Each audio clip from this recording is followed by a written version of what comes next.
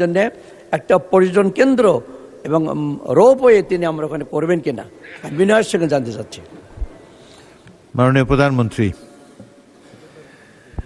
মাননীয় স্পিকার, মাননীয় সংসদ সদস্য, আপনার প্রশ্নের জন্য ধন্যবাদ। মাননীয় স্পিকার, আপনাকে ধন্যবাদ আমাকে এই প্রশ্নের উত্তরটি দেওয়ার সুযোগ করে দেওয়ার জন্য। মাননীয় সংসদ সদস্য, আমি তো আমার প্রধান প্রশ্নের মেইন প্রশ্নের মধ্যে একটি উত্তর আপনাদের সামনে উপস্থাপন করেছি যে আমাদের ওখানে কি পরিকল্পনা আছে। আপনি রোপওয়ের যেটা বিষয়টি বললেন, কেবল কারের যে বিষয়টি বললেন, এটি আমরা সম্ভবত বিবেচনা করতে পারি অবশ্যই। আপনি যদি আবারও এই বিষয়টি নোটিশটি পাঠান, সেক্ষেত্রে আমরা এটা সম্ভবত বিবেচনা করতে পারি। তবে এই মুহূর্তে অন্য পরিকল্পনা যেগুলো আছে সেগুলো তো পর্যায়ক্রমিকভাবে আমরা বাস্তবায়ন করব। তবে এখানে আরেকজন সংসদ সদস্য নদী ভাঙনের কথা বলেছেন, মনে হয় একই সমস্যা আপনার ওখানেও খুব সম্ভব আছে। তো আমরা আগে নদী ভাঙনের মানুষগুলোকে বাঁচানোর চেষ্টা করি, তারপরে আমরা ওই কেবল কারটা স্থাপন করি। ধন্যবাদ। তারকা চিহ্নিত প্রশ্ন 14 জনাব মোহাম্মদ শামসুর রহমান শিমুল বিশ্বাস, পাবনা 5, উত্থাপন করুন। বিসমিল্লাহির রহমানির রহিম। মাননীয় স্পিকার, মাননীয় প্রধানমন্ত্রীর কাছে তারকা চিহ্নিত প্রশ্ন 14। বিসমিল্লাহির রহমানির রহিম। মাননীয় স্পিকার, আপনাকে ধন্যবাদ। মাননীয় প্রধানমন্ত্রী, অনুগ্রহ করিয়া বলিবেন কি আপনার নেতৃত্বাধীন সরকার জনগণের কল্যাণে অগ্রাধিকার ভিত্তিতে 180 দিনের মধ্যে কোন কর্মসূচি গ্রহণ করিয়াছে কিনা?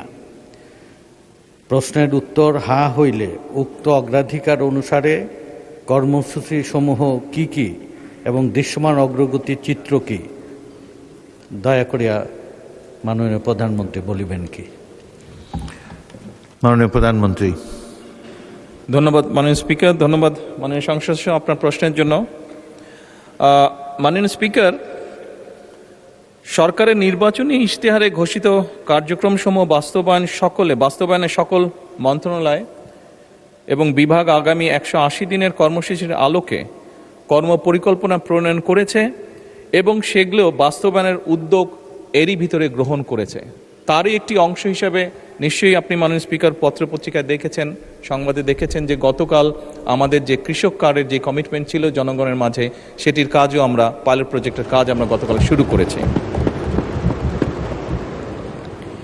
এর বাইরেও মাননীয় স্পিকার, সমগ্র বাংলাদেশের মানুষ দেখছে যে আমাদের কমিটমেন্ট যেগুলো ছিল নির্বাচনের সময় জনগণকে দেওয়া, সেই প্রতিশ্রুতির কাজগুলো আমরা পর্যায়ক্রমিকভাবে শুরু করেছি। আমি যদি সবগুলো এখানে উল্লেখ করতে চাই, অনেক সময়ের প্রয়োজন আছে মাননীয় স্পিকার।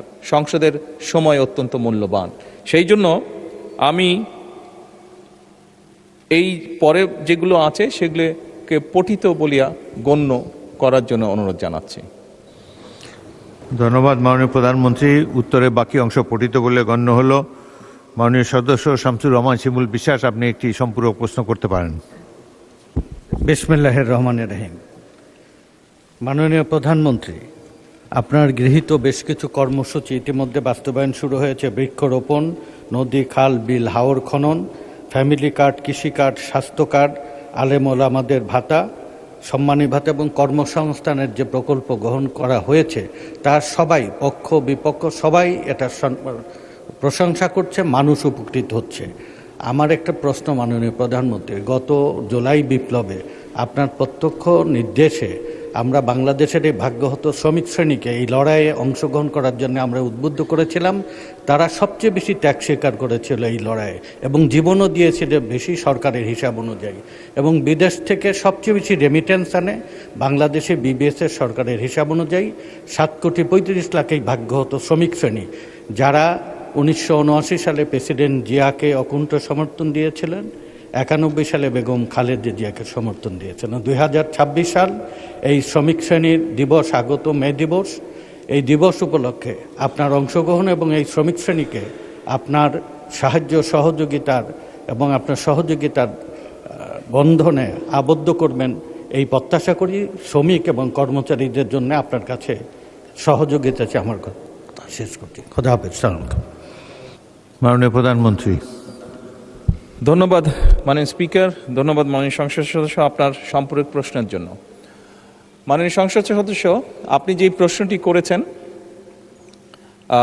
শ্রমিক শ্রেণীকে লক্ষ্য করে বা উদ্দেশ্য করে, আপনি যদি মাননীয় স্পিকার আপনি যদি খেয়াল করে থাকেন তাহলে দেখবেন যে বিগত নির্বাচনের সময় বাংলাদেশ জাতীয়তাবাদী দল যেই ম্যানিফেস্টো বা যেই প্রতিশ্রুতিগুলি বাংলাদেশের মানুষের সামনে উপস্থাপন করেছিল, সেই প্রতিশ্রুতিগুলোর মধ্যে প্রত্যেকটি শ্রেণীর জন্য আমরা কিছু না কিছু বিষয়বস্তু রেখেছি।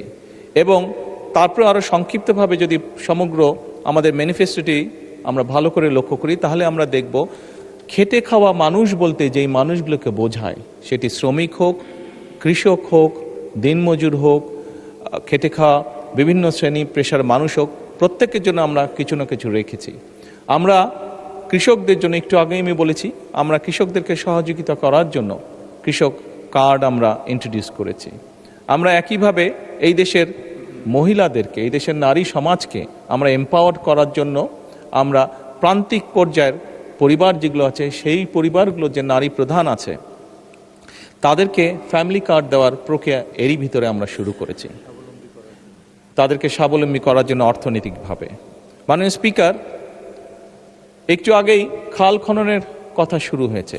এই খাল খনন শুধু যে কৃষকদেরকে উপকৃত করবে তাই নয়, এই খাল খনন গ্রামে বাস করা মানুষ, গঞ্জে বাস করা মানুষ, শহরে বাস করা মানুষ, বিশেষ করে খেটে খাওয়া মানুষ, সাধারণ মানুষ বলতে আমরা যাদেরকে বুঝি, প্রত্যেক শ্রেণী পেশার মানুষ কোনো রকমভাবে উপকৃত হবে, নারী হোক পুরুষ হোক, এই খাল খননের মাধ্যমে।